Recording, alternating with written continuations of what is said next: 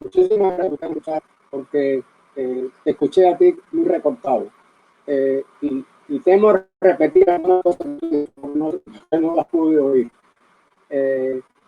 Bueno, básicamente, durante los últimos 10 o 12 días han ocurrido situaciones sin precedentes alguna en este país, por lo menos en los 60 años que yo llevo activo en la política de izquierda en este país.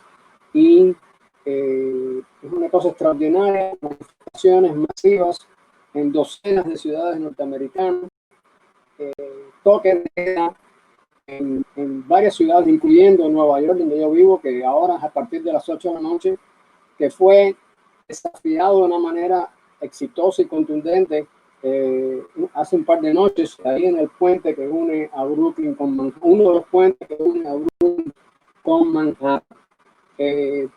Con propósito de comparación, podemos comparar esto con lo que sucedió después del asesinato de Martin Luther King en el año 68, y hubo motines a través de Estados Unidos, pero nada comparado con esto, porque obviamente aquí estamos, la gente está reaccionando a una larga cadena de asesinatos que ha ocurrido de afroamericanos por la policía. Uno de ellos, Eric Garner, que fue aquí en Nueva York, en Staten Island, para ser más exacto, donde se conmovió la sociedad progresista, digamos así, en Nueva York, y manifestaciones en las que acudí que había 20-25 mil personas, que para nosotros mucho. Hay ciertas peculiaridades de este movimiento que me parece que vale la pena destacar.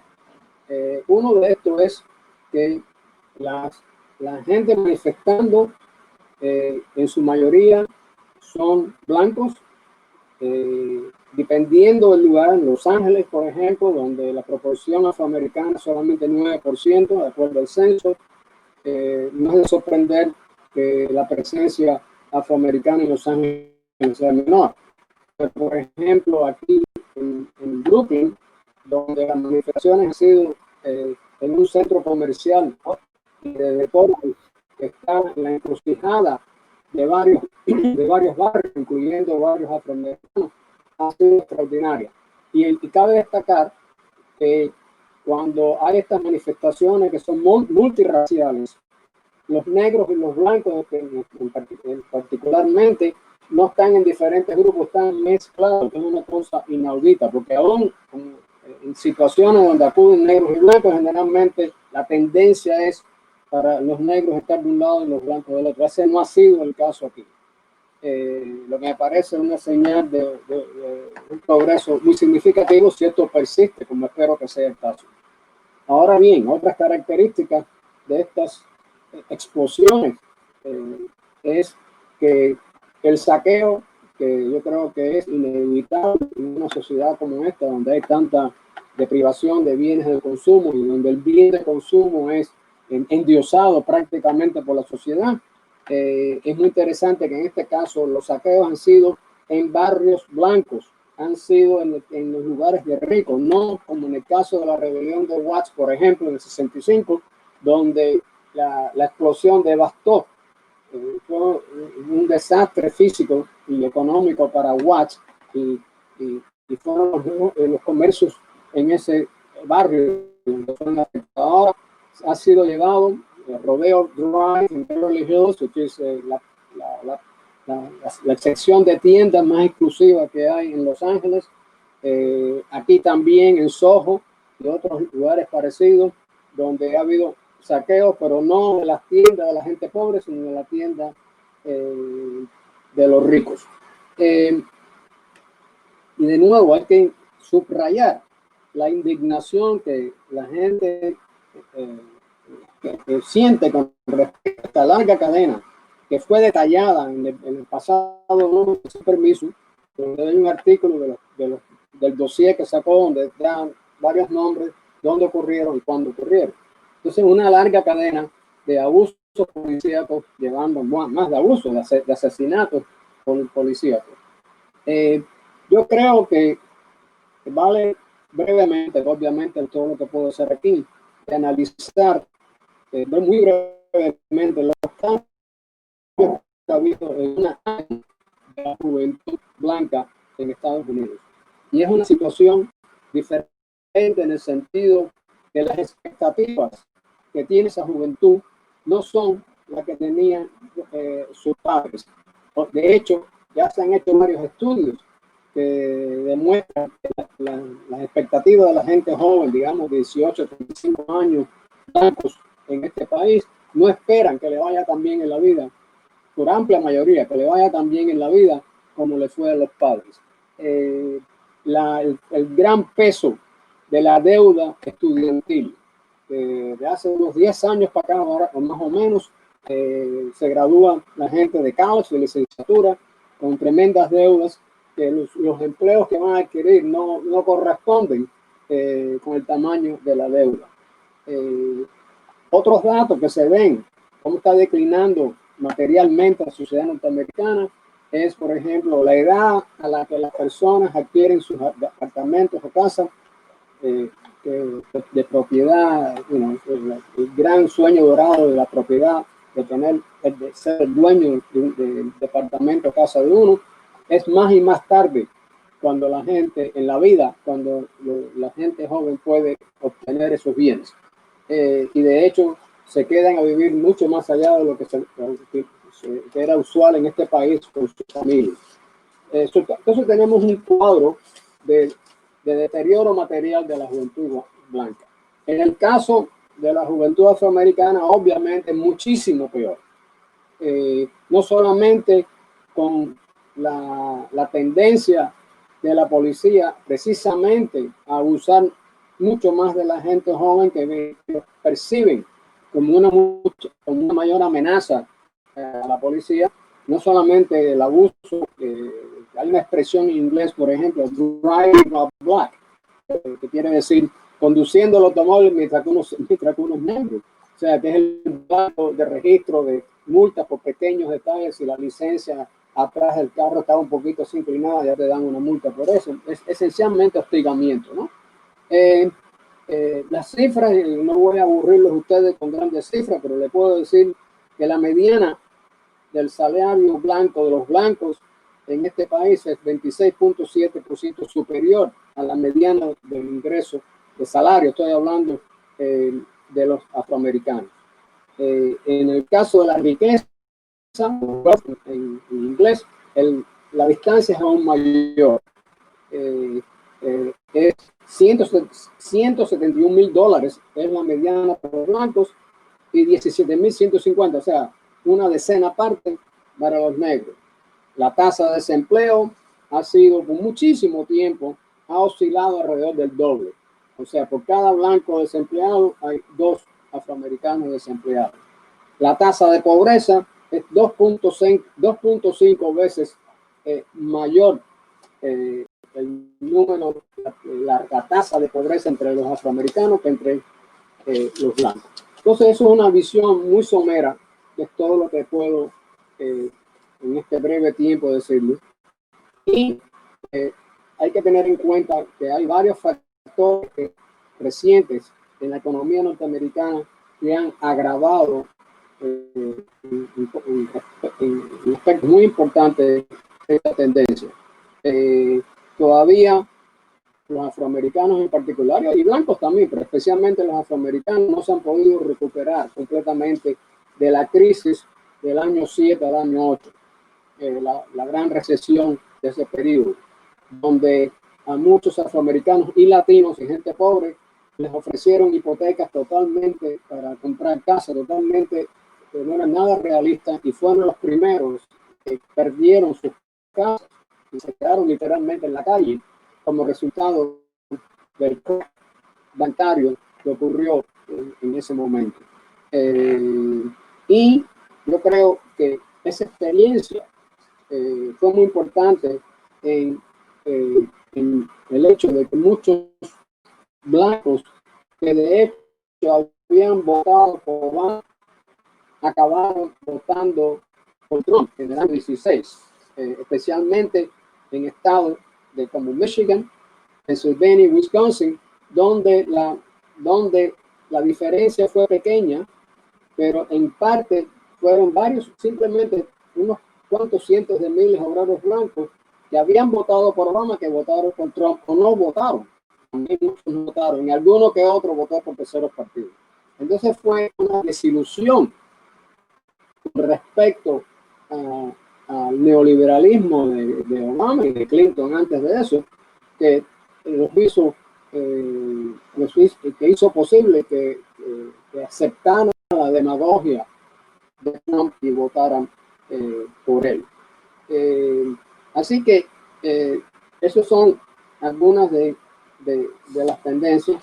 Y más recientemente tenemos que estamos hablando como parte de todo el desastre que ha sido la pandemia de COVID-19, es el desempleo masivo que ha ocurrido en Estados Unidos como resultado de eso, pero que a los latinos y los afroamericanos, tanto solamente fue que COVID los atacó a ellos mucho más que a los blancos, o sea, la proporción de gente que murió o que fueron contagiados por COVID resultó ser mucho mayor para los latinos y los afroamericanos. Y también tuvo un gran impacto en el aspecto económico de perder trabajos y especialmente para afroamericanos y latinos que trabajan en la economía informal. Y cuando hablo de la economía informal, estoy hablando de la gente que se dedica a cuidar niños, a cuidar ancianos, limpiar casas. Ese tipo de personas se quedaron totalmente no protegidos porque no tienen acceso al seguro de desempleo que muchos obreros, incluyendo afroamericanos y latinos, tienen la opción de seguro de desempleo si trabajan en empleos, digamos así, regulares, y no en la economía informal. Ahora hay una reacción obrera a esta situación, como tengo entendido que también ha ocurrido a través de Europa. Y eso es con actos de huelga y huelgas, de hecho, que se han realizado en Amazon, en Instacart, que es la compañía que hace compras para la gente, para llevársela a la casa y emplea a mucha gente que no tiene documentos y donde han abusado increíblemente a los obreros sin, por ejemplo, proveerle la protección de caretas, de guantes, de tipo de cosa elemental que había que proveerle. Como sucedió también en las plantas a través de Estados Unidos, donde se procesan ganado, donde se procesan pollos, donde las condiciones de trabajo, la cercanía de un trabajador con el otro ha propagado muchísimo el COVID-19 y de nuevo con muy poca protección, por ejemplo, en la industria frigorífica, cuando estaba en Chicago, era la base de uno de los sindicatos más progresistas en el Packing House Workers Union, uno de los sindicatos más progresistas en este país. Poco a poco, hace 40, 50 años, empezó todo esto, se fueron saliendo de Chicago, en Iowa, en Nebraska, esos lugares, y muchos de ellos no sindicalizados, y los sindicalizados en una situación mucho peor, que fue el caso cuando estaban sindicalizados en Chicago. Entonces ha habido una reacción que hasta el momento desafortunadamente no se ha podido organizar de una manera firme y orgánica, digamos, pero esa reacción existe.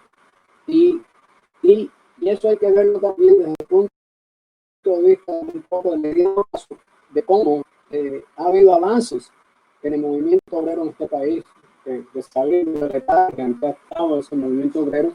En el caso, por ejemplo, de los maestros, hace un par de años, continúa la lucha, pero especialmente hace un par de años, hubo una cadena de huelgas a través de un gran número de estados, especialmente estados gobernados por los republicanos, donde habían mantenido los salarios de los maestros por el suelo. Entonces existió esa militancia y continúa existiendo, pero especialmente hace un par de años. Entonces hay señales de que algo puede ocurrir que sea progresista, que avance la causa, pero obviamente no ha ocurrido todavía de una manera que se pueda hablar de un avance verdaderamente sustantivo y concreto.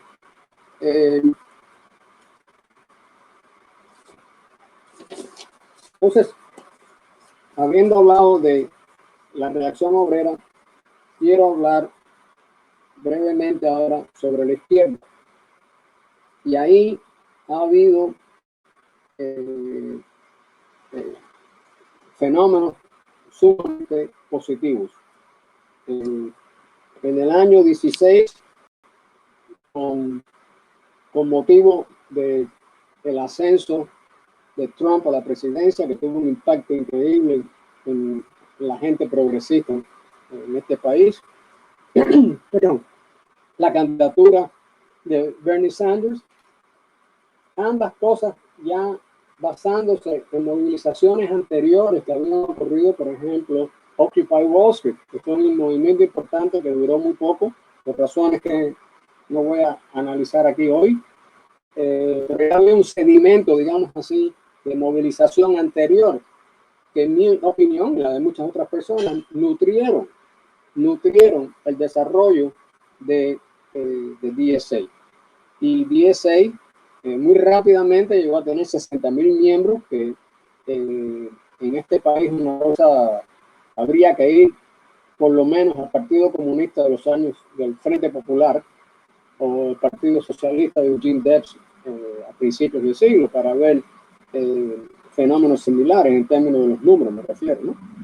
Ahora bien, el problema con la entrada de masas muy súbita y muy rápido, decenas de miles de gente joven a DSA, la organización que hasta ese momento había sido una formación muy tradicional socialdemócrata, o ni siquiera eso, porque en realidad hasta el año 16 DSA reclamaba tener 5,000 miembros, pero la mayoría de estos no eran activistas, eran gente que pagaban su cuota y eran miembros. Entonces era una organización de un modelo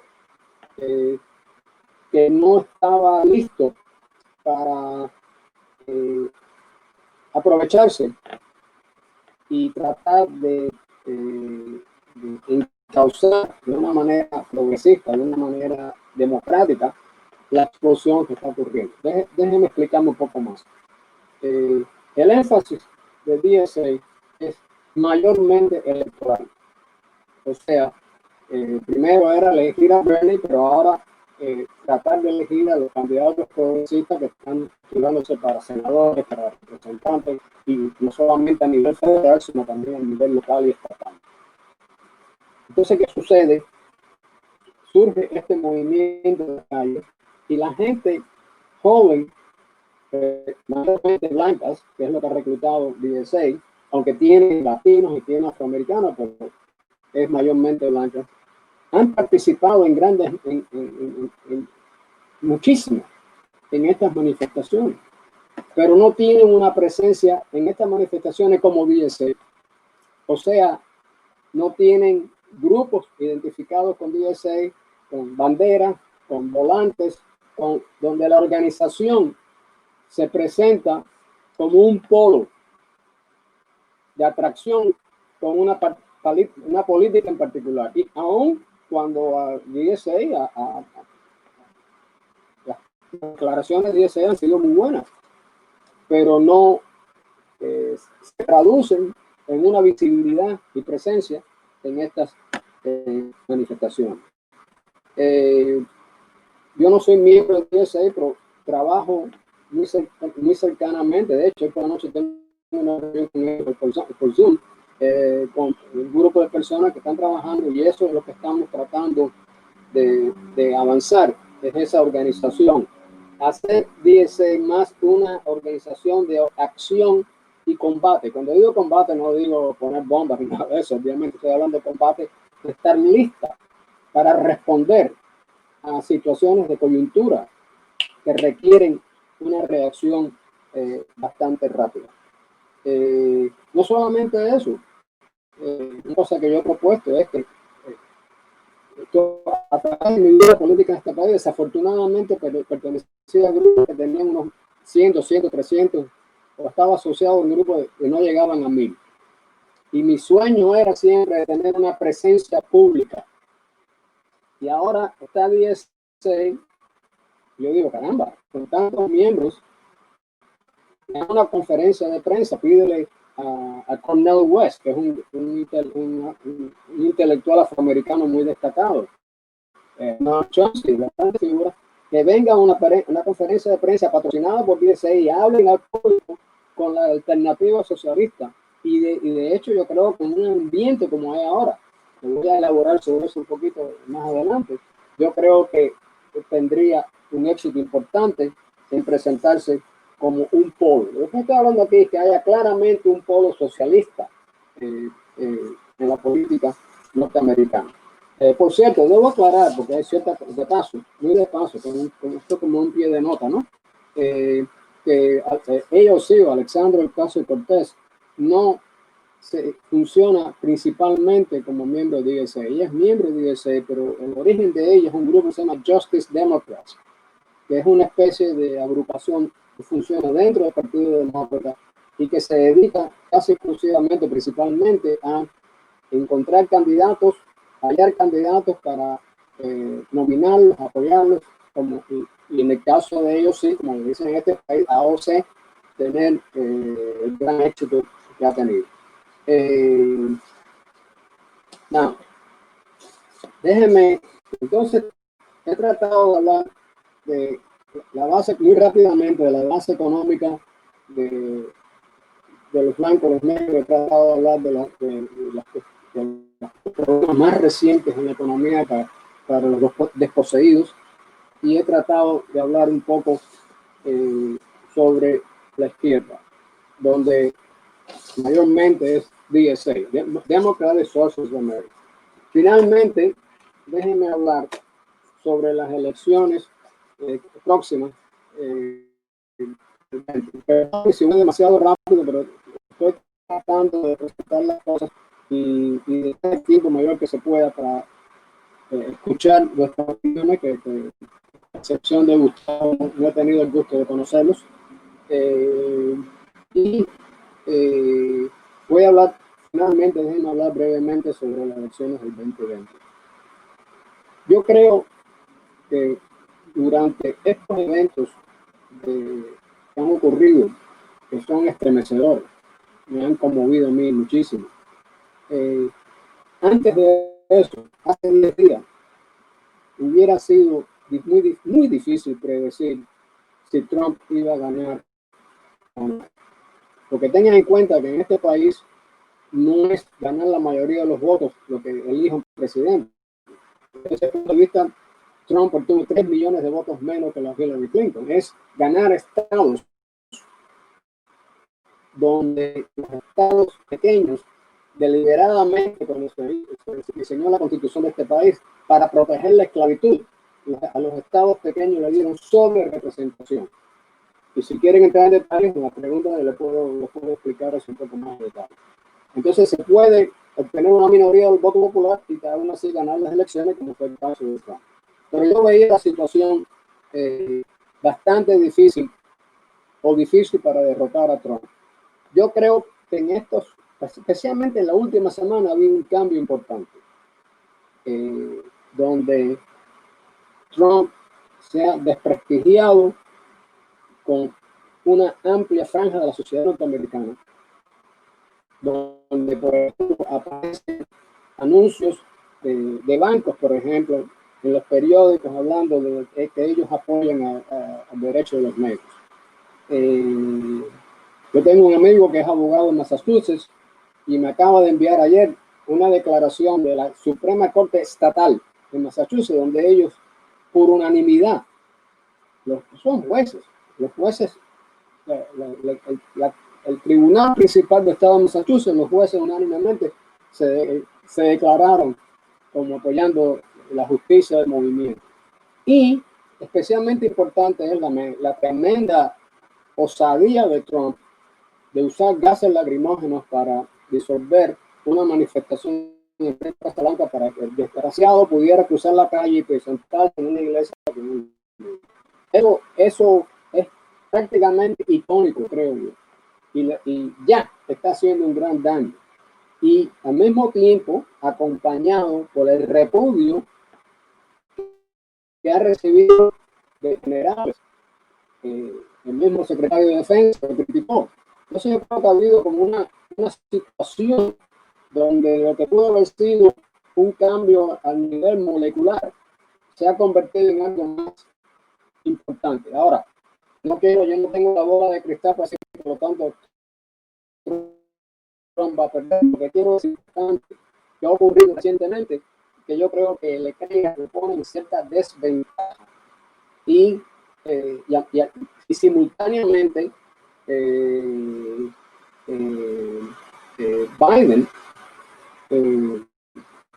ha tenido sus propios problemas. Y si Biden es electo, va a ser en gran parte por su increíble desastre que ha sido Trump, especialmente durante esta crisis. Porque recientemente, por ejemplo, el caso de Biden, no solamente que es un candidato neoliberal, es un candidato que no está al tanto de lo que está pasando en este país y piensa que lo que hay que hacer es regresar a los modales, a la manera de relacionarse con la política antes de Trump. Bueno, ya la vida no funciona, la vida nunca ha funcionado así, dale vueltas al reloj para atrás. No, así no funcionan las cosas, ni aquí ni en ningún lugar. Y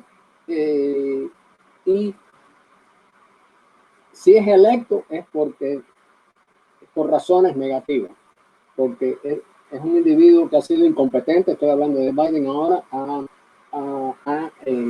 enajenado a los negros, por ejemplo, con comentarios que ha hecho que eran francamente insultantes, y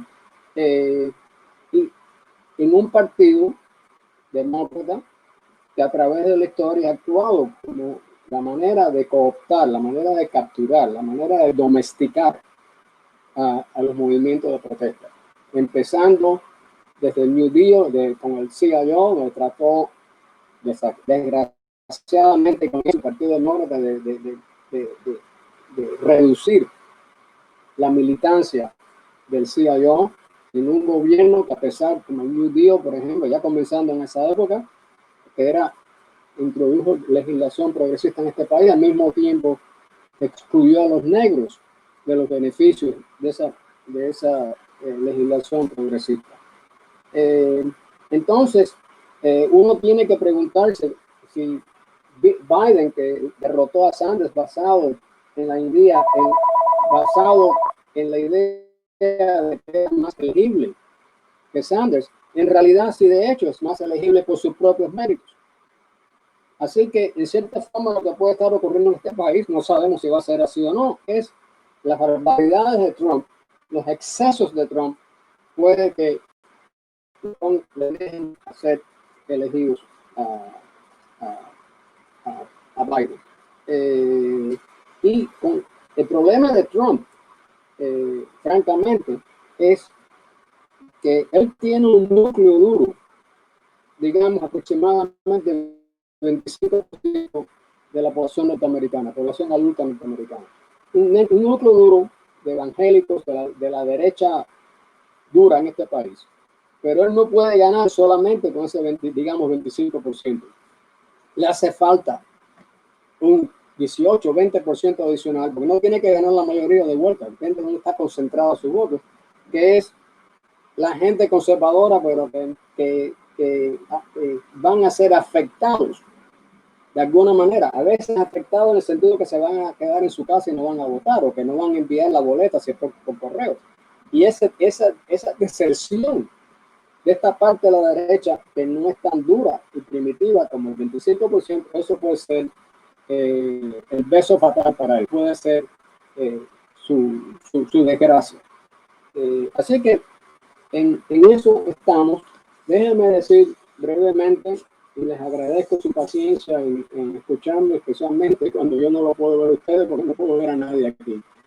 Espero que ustedes me pudieran ver a mí, o por lo menos oírme. Yo diría que